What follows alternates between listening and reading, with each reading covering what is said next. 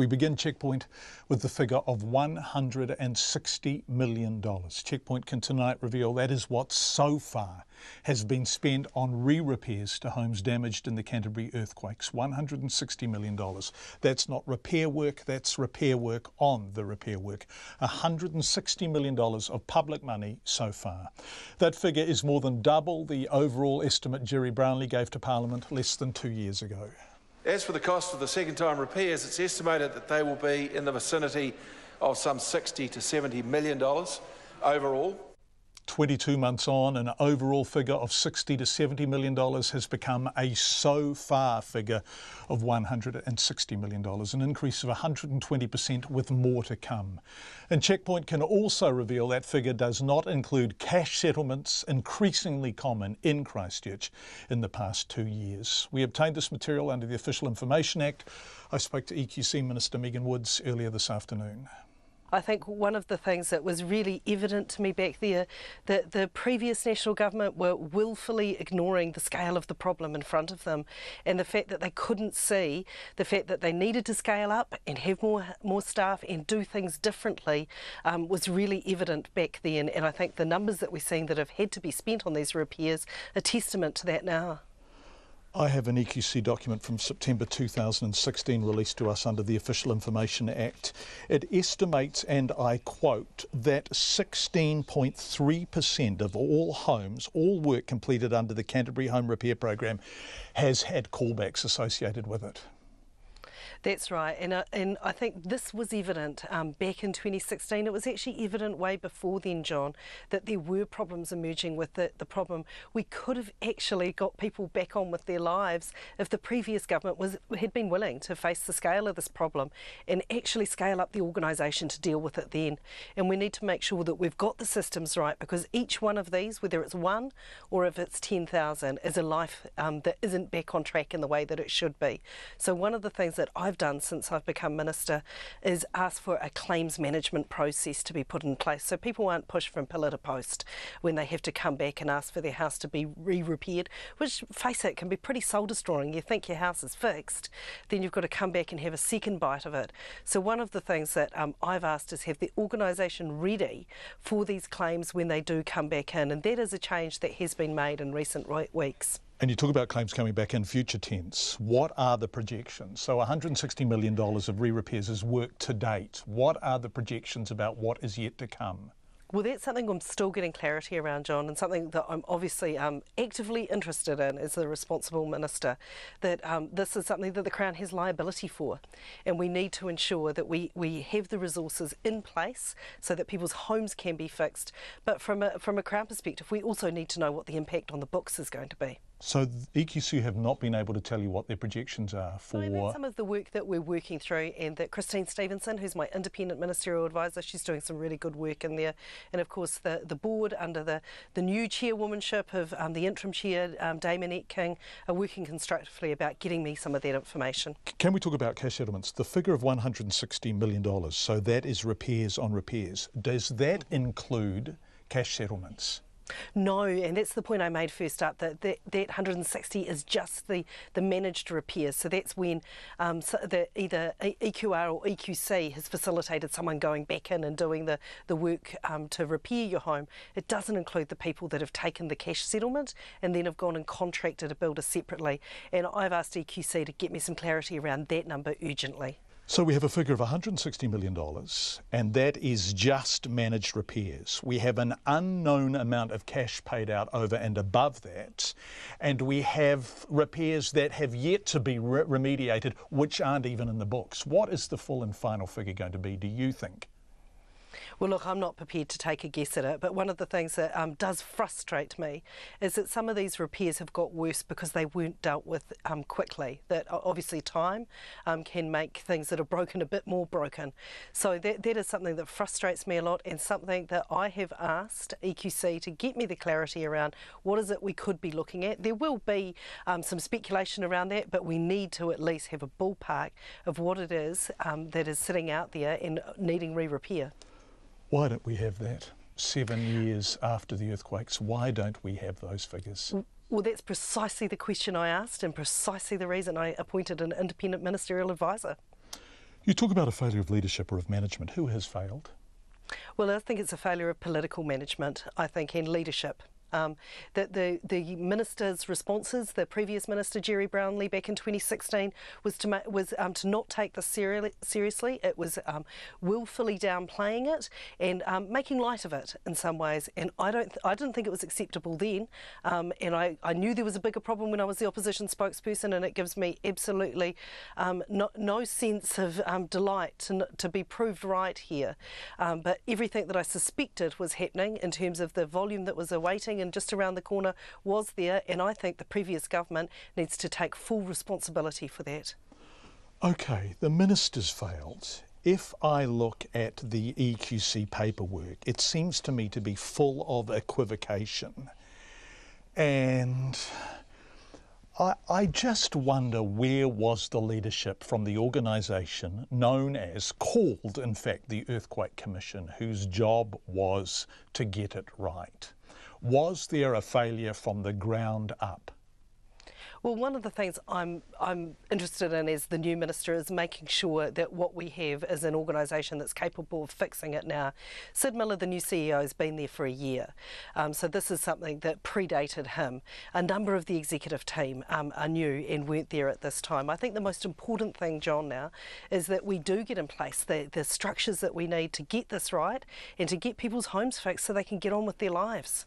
Look, I absolutely agree with you. Sid Miller has only been there for just over a year, and this does all predate him. But what we're hearing once again is a reluctance or an inability to confront the extent of the problem. You, the minister, don't know how much has been paid out in cash settlements. Now, if Sid Miller is the culture change agent that you describe him as, why haven't you been told the tough stuff? Well, what I've said to you, John, is that I've asked my independent ministerial advisor. This is exactly the reason why. But why do you have to ask? Sorry to interrupt, but we keep being referred to the new CEO of EQC. Why do you have to ask your independent ministerial advisor? Why has EQC not told their minister, not told the government, not told the taxpayer, and not told the people of Christchurch the actual extent of this issue? Oh, look, I'm not making excuses for them here, John, and I haven't actually gone to my independent ministerial advisor to ask for the number. I've gone to the management of EQC. What I'm saying is I've asked my independent ministerial advisor to look at the reasons why I'm not getting this information. I don't think it's a willful keeping of those numbers from me. I think it's as simple as the systems weren't in place to adequately track this. And that's something that the ministerial advisor is well aware of and will be coming through with some of the recommendations when she reports to me at the end of April. If you are an EQC client going through a remediation process and you are listening to the minister say, I don't know the extent of it, I can't get the information, what is the message for the homeowner on the ground in Canterbury still struggling to get some resolution 7 years and some weeks on? Well, that's a good question, John. I think that the key message is I will have that number. I've told EQC I expect that number, and and that I need it in order to do my job, and that is coming.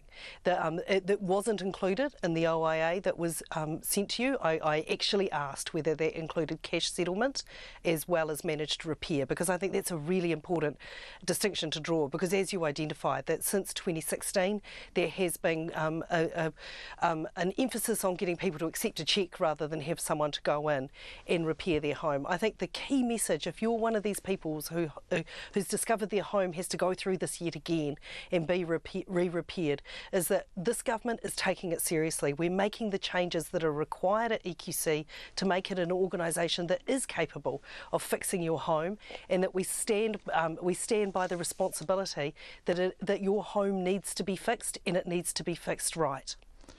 Minister, you used the word emphasis on cash repairs, and we've got the documents, and that's my sense too, that there has been an emphasis on cash repairs, which means that we don't actually know the extent of the cost of re-repairs because, as you have told us, we don't know how much cash has been paid out. But cash gets people off the books. And also cash means that we don't subsequently have any insight into the process of how difficult it was to get the failed repairs, the botched repairs, repaired. Do you think EQC has been driving cash repairs for convenience to mitigate, mask and conceal the actual extent of the problem? Look, for some people they did prefer to take a cheque and organise it themselves. Certainly the second time around, I think that they had more faith in and wanted to be in control of the process to organise that repair themselves.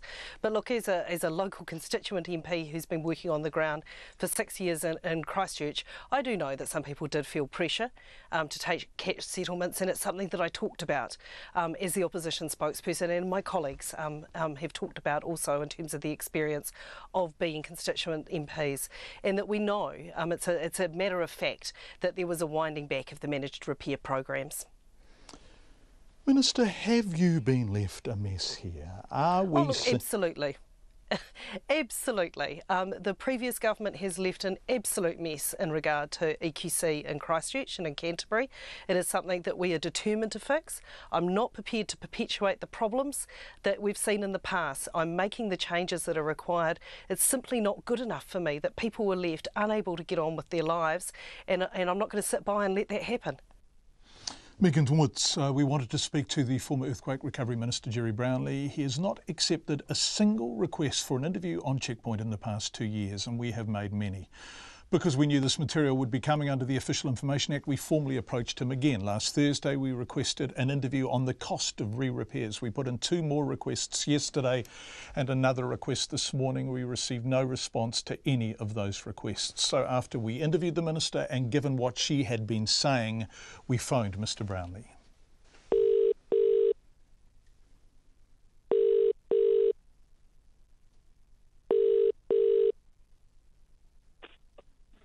Hello? Mr Brownlee, it's John Campbell from Radio New Zealand. Hello. I am recording this conversation. I just want to ask you, when you knew the cost of remediation of homes repaired under the Canterbury Home Repair Program had grown to as much as $160 million? I don't recall. You told the House in June 2016 that the overall cost of re-repairs was between $60 and $70 million? John, yep. This is a completely unacceptable way for you to behave. You know that. No, I don't actually. I've asked you repeatedly for interviews. We've asked you repeatedly for interviews. Yes, I know. You were the minister throughout this entire time. This is in the public interest. That's right. And the way you've just talked over the top of me is what you do in interviews, as well as make various assertions, which I find completely unreasonable, and that's why I won't be involved in any interview with you. So thank you for your call, but I'm not answering your questions this afternoon. If I ask you a question, and that was Gerry Brownlee, who was the previous Earthquake Recovery Minister. We also asked National leader Simon Bridges for an interview yesterday and today. He declined. National's new spokesperson for Earthquake Recovery is Stuart Smith. He was only elected to Parliament in 2014 and wasn't in Cabinet during his one term in government, but he told us he'd been briefed by Mr Brownlee yesterday. We'll hear from him and some of the homeowners currently dealing with botched repairs after 6 tonight. EQC boss Sid Miller was overseas today and unavailable. We hope to talk to him tomorrow.